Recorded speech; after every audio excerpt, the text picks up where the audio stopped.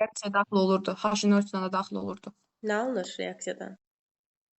PH-O5-in H2SO4-la reaksiyasından H3PO4 və SO3 alınırdı. PH-O5-in H-NO3-la reaksiyasından isə H3PO4, N2O5 alınırdı. Burada PH-O5 də çox higroskopik olduğuna görə bu səbəbdən sulfat turşusunu SO3-ə, nitrat turşusunu isə N2O5-ə çevrilə bilirdi. Tamamilə doğrudur. PH-O5 soyuq suda reaksiya daxil olduqda hansı turşunu yaradır? Metafosfat, Formulu HPO3, neçə əsaslı turşudur? bir əsaslı. Bir əsaslı. İlıq suda nə yaradır? İlıq suda isə H4PH-O7, Neçə əsaslıdır? 4 əsaslı. İsti suda Qaynar suda H3PO4 alınır. H3PO4-2 3 əsaslıdır. ortofosfat turşusu hansı turşunun dedik anhidridi idi? PH-O5. PH-O5-in. PH-O5 H3PO4-ün anhidrididir.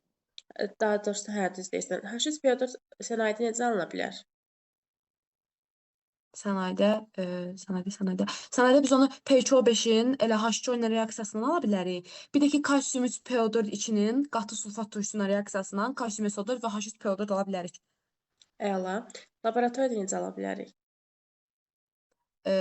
Fosforun qatı nitrat turşusu ilə reaksiyasından H3PO4, HCO, bir də qatı NO2 alınır. Bir də duru nitratından reaksiyasından isə duru nitratla bir də su ilə reaksiyasından isə kalsium SO4, H3PO4 alınırdı. Ortofosfat turşusunun fiziki xassələrini nə deyə bilərsən? Mayedir yoxsa bərkdir? Bərk haldadır, rəngsizliyi suda yaxşı həll olurdu. Kalsium ortofosfat, hidrofosfat yoxsa dihidroortofosfat hansı daha yaxşı həll olar? Mən bir dəfə də deyim. Kalsium ortofosfat, kalsium hidroortofosfat, bir də dihidroortofosfat. Dihidro daha çox Bəli. yaxşı həll olar. Lakmusun rəngini nə rəngə çevirir bu turşu? Qırmızı. Bəli, neçə mərhələdə dissosiasiya eləyər? 3 mərhələdə. Hansı mərhələdə daha sürətlə gedər bu 3 mərhələnin? Daha sürətlə ən axırıncı. Yox, birinci. Getdikcə çətinləşir mərhələnin sürəti. Sayı artdıqca üçüncü, yəni daha çətin olur. Birinci amma daha Burada var idi, yazılmışdı. Aha. Bəli. Litium üzərinə gəlsin H3PO4 nə alınır? Bu zaman litium PO4 üzərinə gəlsin H2O. Litium 3PO4 də yəni. Aha, aktiv və orta aktivlərdə bu şəkildə gedir. Bəs mis üzərinə H3PO4. Reaksiya getməz. Aha. Amonyak 1 mol NH3. Üzərinə gəlsin 1 mol H3PO4 nə alınır? NH4 H2PO4. 2 mol amonyakın 1 mol H3PO4 ilə reaksiyasında NH4 HPO4 alınır bu dəfə. 3 mol amonyakın 1 mol H3PO4 ilə reaksiyasında NH4 3PO4. Aha. 1 mol kalsium hidroksidin 1 mol H3PO4 ilə reaksiyasında Birin biri isə kalsium HPO4 üzərinə gəlsin su.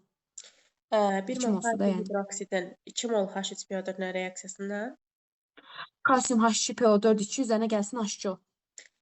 3 mol kalsium hidroksidin 2 mol H3PO4 ilə Kalsium 3PO4 2 üzərinə gəlsin su.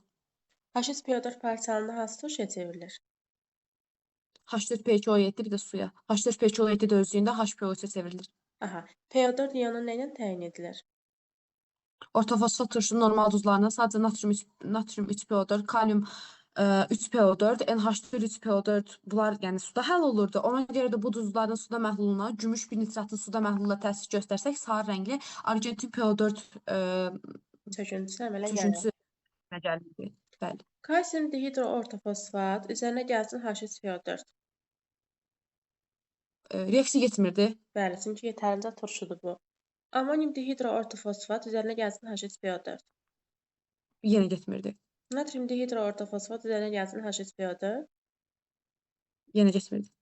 Natrium 3PO4 üzərinə gəlsin natrium OH. Bu reaksiya da getmirdi. Çünki deyir ki, qələvi metalların ortofosfat turşusunun normal duzu qələvilərlə reaksiya daxil olmurdu. Tamamilə doğrudur. Natrium ortofosfat 2 mol götürürəm. Üzərinə də 1 mol H3PO4 gəlirəm. Bu zaman natrium 2 HPO4 əmələ gəlir. Bəli, çünki turşuluğunu artırırıq da yavaş-yavaş. Bəs 2 mol gəlsəydim turşu? Natrium H2PO4.